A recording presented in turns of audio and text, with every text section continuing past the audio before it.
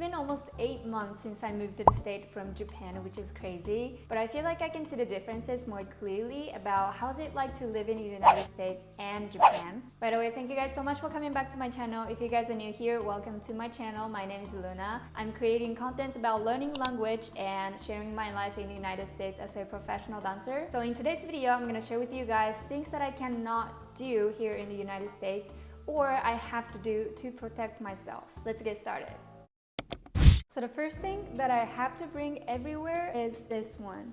This is a pepper spray and I have to bring this everywhere, especially I go somewhere alone. The fact that I have to bring or people have to have this to protect yourself is kind of sad. But when I was in Japan, I was talking to this person who already lived in the United States before. She told me you have to have this or like the electric one. Actually, my boyfriend got me this when he left here. Almost everyone around me has this one too, especially girls, and I always bring this one to go everywhere, even if it's a daytime. Also, sometimes you can bring pepper spray to go in somewhere, but if you have like a little one that nobody can see if it's a pepper spray or not, like the container looks like your lipstick or your perfume, but it's gonna be more like a little one. So, but I just like to have this size, you know, just in case if anything happens. The next thing is going to convenience store or walk outside in the nighttime by yourself. When I was living in Japan, I used to go to convenience store in the nighttime a lot. Like, I know it's not healthy. Whenever I come back from work,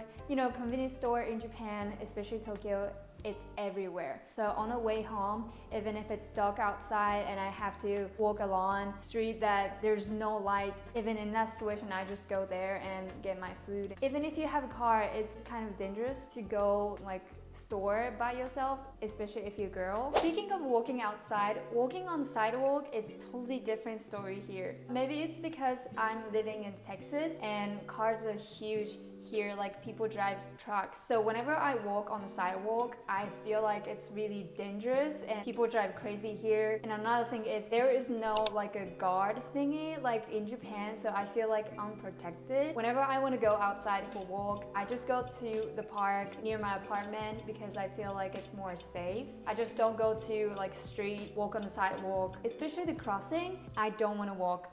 Here's the different rules. I don't know if I can explain it correctly, but even if it's a red light, the lane in front of you is going this way, and if you want to turn to this way, then you can go. Like, you don't have to wait. But in Japan, if it's a red light, no matter what happened to you, have to stop, right?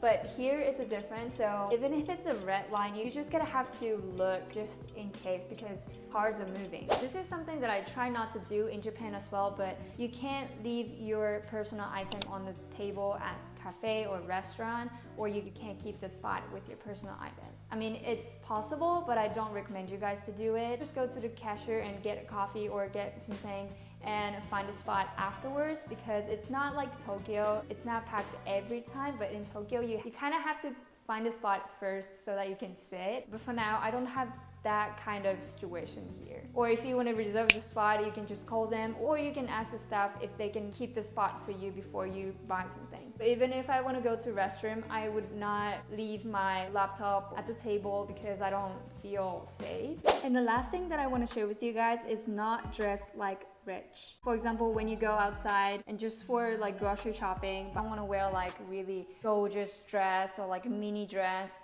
Otherwise, people are gonna think like, oh, she is rich. And you might gonna get into some trouble, like people are gonna try to steal your stuff or something. I've never got into trouble before, but this one is also my friend have told me before, who already lived in the United States before. Whenever I go to like shopping with my boyfriend or with my family, then I would wear whatever I want because I'm with someone.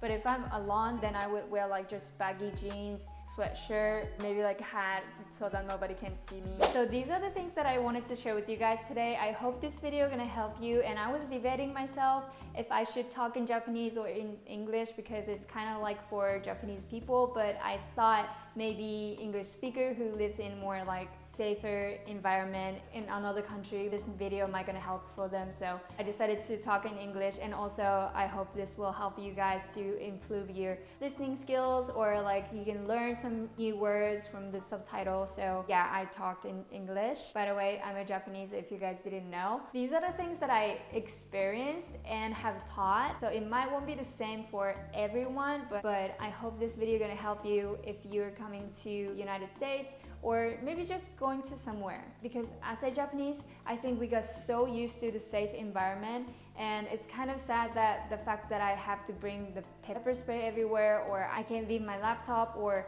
my phone even if I want to go to the restroom in a cafe. But it is what it is. Thank you guys so much for watching this video. I actually made a video about how's it like to live in a share house and how much it is, like what you have to do, what do you have to know. If you want to check that video, then here's the video for you. I hope you're gonna like it. Or if you want to see my life in the United States, then here's the video for you. And I'll see you guys in this video. Bye.